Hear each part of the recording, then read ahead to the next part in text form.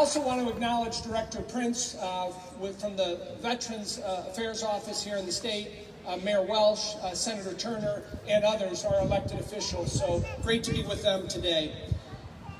Our hearts are heavy as we pause and reflect on September 11th. There are certain moments that define a generation. The assassination of President Kennedy, the landing on the moon, and the fall of the Berlin Wall. And if you're over the age of 25, you will never forget where you were when our nation was shaken by the heinous terrorist attacks of September 11, 2001. Like many of you, the events of September 11, 2001 are ingrained in my memory. I will never forget seeing the 3 airplanes hijacked by Al-Qaeda terrorists slam into New York's Twin Towers and the Pentagon in Washington, D.C. I will never forget the 4th plane that plowed into a field in Shanksville, Pennsylvania, after its passengers and crew bravely disrupted the terrorist plan to crash the plane into the U.S. Capitol. We remember the black smoke that billowed over the New York skyline and the gaping hole in the Pentagon and watching the Twin Towers crumble. We remember the heroic first responders, police and firefighters rushing towards the danger to rescue those in harm's way. We remember that our nation was under attack. We remember the stories of bravery and heroism from everyday Americans. The attacks on 9/11 evoked many emotions: anger at those who attacked us, sadness for the over 3,000 lives lost, and unity as we saw Americans coming together in the face of tragedy. The tragedy that occurred on that morning of 9/11 changed the lives of countless Americans. Americans of all stripes decided to put service before self and asked, "What can I do? How can I make a difference?" In the 20 years since, and even up to this past month, American service members have put their lives on the line to defend America in the war on terror.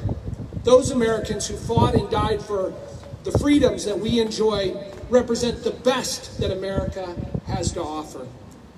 As we gather here today in Lincoln, think about all across the country right now in communities like Lincoln, large and small, blue states and red states, are having ceremonies just like this to honor those that lost their lives and to pay tribute, and making sure we never forget the events from 9/11. It's important that we remember the service members who perished in the war on terror and their Gold Star families. The families of those who lost family members or friends, please know that your loved ones died as heroes, and we will always honor their memories. It's not only a tragedy where many lives were lost, but it also made people more aware and conscious of one another. The terrorists that carried out the attacks 20 years ago attempted to instill fear in the American people.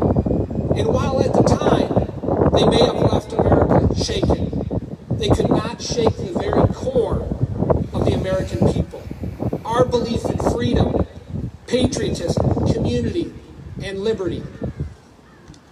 The events of that day have not and will never change the fabric of the United States that makes us the beacon of freedom and the greatest country on earth. But make no mistake about it, there is still evil in this world, and there are people out there that want to destroy us, and we can never forget that. We will never forget 9/11, and we must ensure future generations understand the lessons of patriotism and heroism that came from that day 20 years ago. Despite our differences, all of us can carry our love for our country. After the attack 20 years ago, our country showed that we have the capacity and strength to set aside our differences, to come together as a nation when we need it most.